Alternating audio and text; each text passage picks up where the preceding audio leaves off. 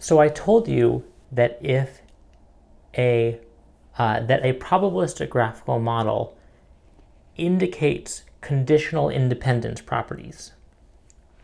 So one thing we should do is ask, can we read those conditional independence properties off of the graph itself? So that is, if someone hands you just a Bayesian network, so just the graph without the conditional probability tables, can you figure out which variables are independent of which other variables, and also which variables are independent of which other variables given some other variables? So we can do that using the property of d-separation. So we say that A and B are d-separated in a particular graph given some other set of variables, let's say C and D.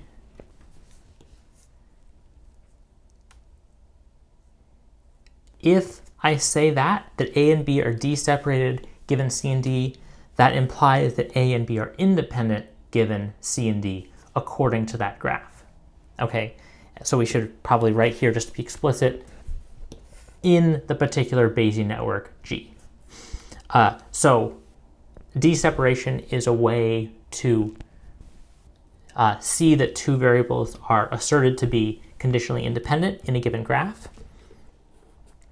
And we're going to show kind of an algorithm that you can use to figure this out. So if you want to do some kind of computational inference, maybe someone hands you an enormous graph, and you want to write a program that tells someone if two variables are conditionally independent or not necessarily conditionally independent. Remember that we can never say that variables are dependent for sure. It's possible, just given a graph, that they end up being independent, but I can say for sure that two variables are definitely independent. So that algorithm is called the Bayes-Ball algorithm. So it's useful both for that case where you want to write this general purpose program.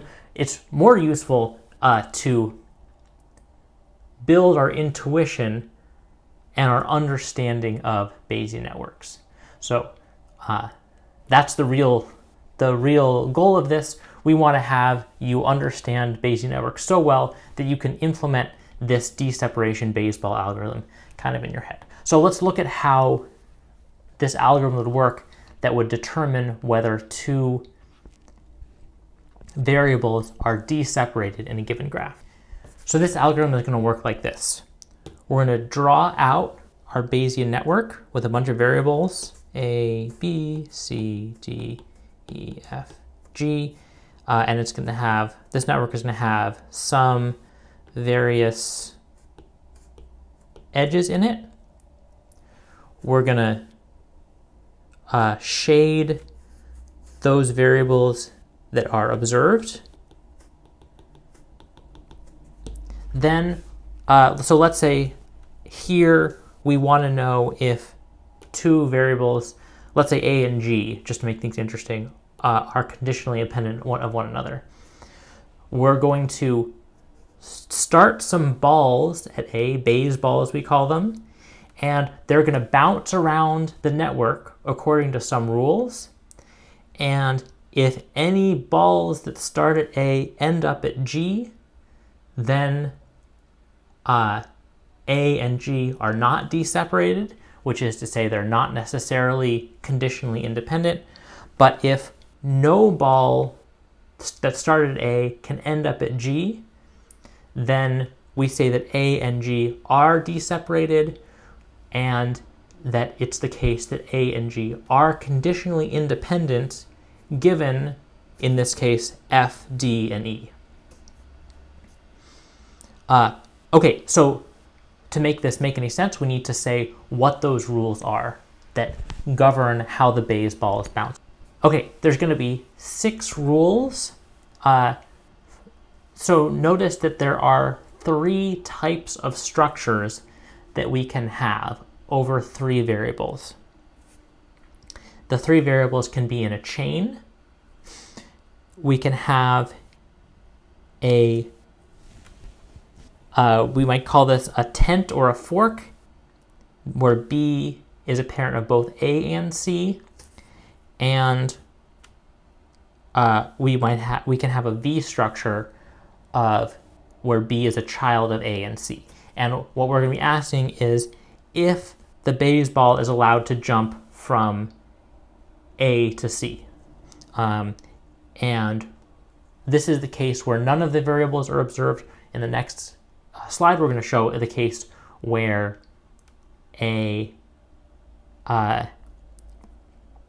where some of the variables are observed. So, okay, so how about if none of the variables are observed?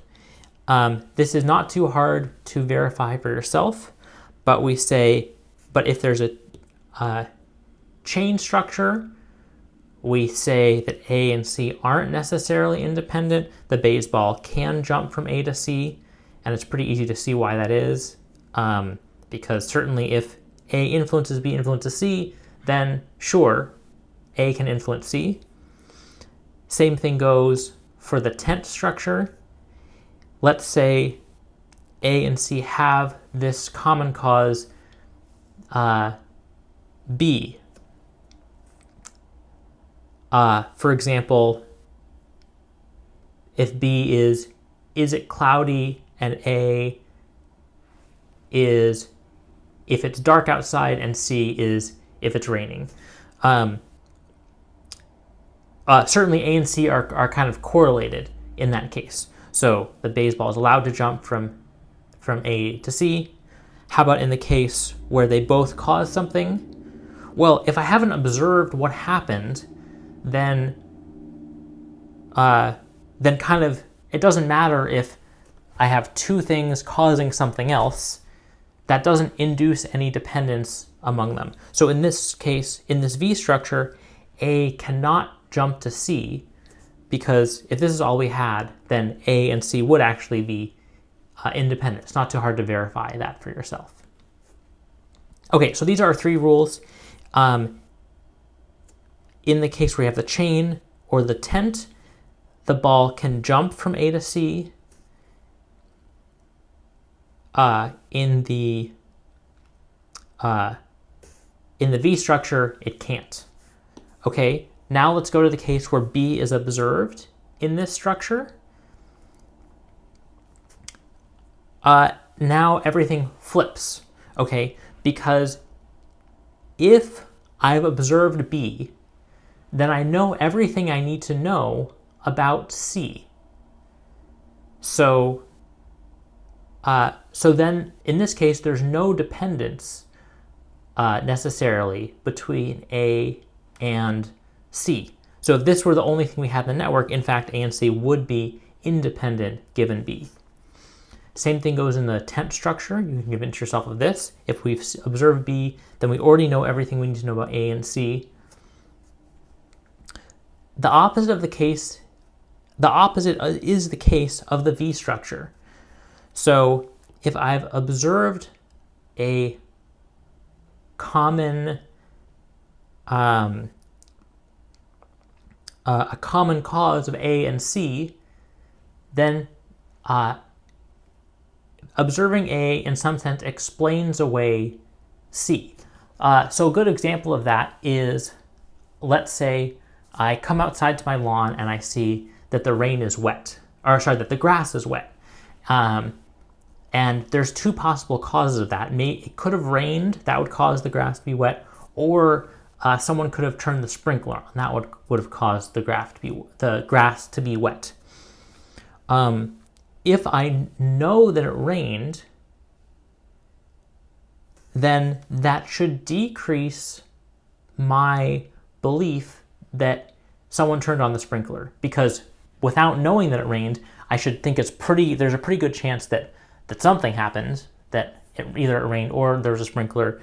But if I know that it rained, then I have explained this property that I've seen, and so my inference that there was a sprinkler should go down. Same thing goes if I knew the sprinkler were turned on. So So based on that, you should realize that if I've observed some common cause, or some common effect rather, of two variables, that in some sense induces dependence between those. So if we're using our Bayes-Ball algorithm again, if we have a chain and the middle thing is observed, then the ball cannot jump across. Same thing goes with our tent formation. If there's a common cause that's observed, that the ball can't jump across necessarily. And if there's a common effect, then the ball can jump across. And by the way, we should think also about the two variable case. I didn't explicitly mention that, but if I have A goes to B and neither one is observed, then the ball can jump. That's another way to get our chain, here. A goes to B goes to C.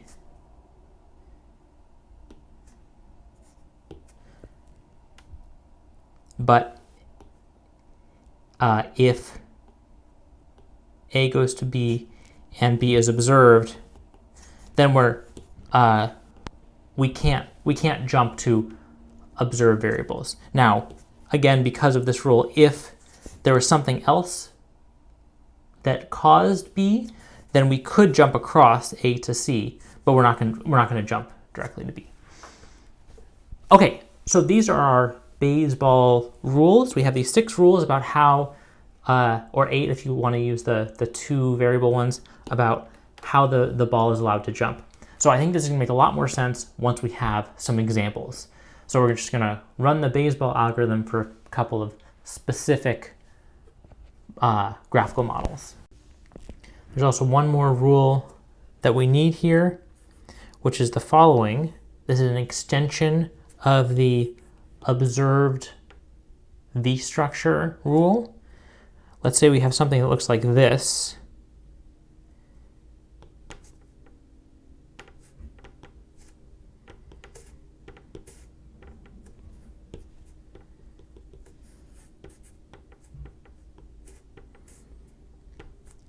That is, we have a V structure where B isn't observed, but its descendant is observed. In this case, we still get to use the rule that lets the Bayes-Ball jump across the from A to C. That's because that D is in some sense effectively observed because its child is observed, and likewise B is effectively observed because its descendant is observed. So we can treat this as though B is observed and jump across A to C. Okay, we're going to do 2 examples. So I encourage you to pause the video and work this out for yourself. This example asks, given this Bayes network, list all variables that are independent of A. In this case, given B, because we've shaded B to indicate that it's given. So let's run our Bayes-Ball algorithm. We start our Bayes-Ball at A. Let's try going this way. Here we have a D to B to A formation. That's a chain where the middle thing is observed. So we're not allowed to jump this way with our Bayes-Ball at all. How about this way? We have C to A, that's good. E to C to A, that's a chain formation where nothing is observed. So that's good. The ball can get to E to F, to E and F. We have G to E to C, that works too. C to F to H, that works. So all of these things that I've circled, they're all reachable with the Bayes-Ball.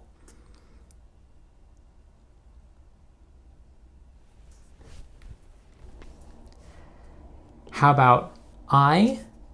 Well, we have F, H, I. This is the tent formation, so we can get to I as well.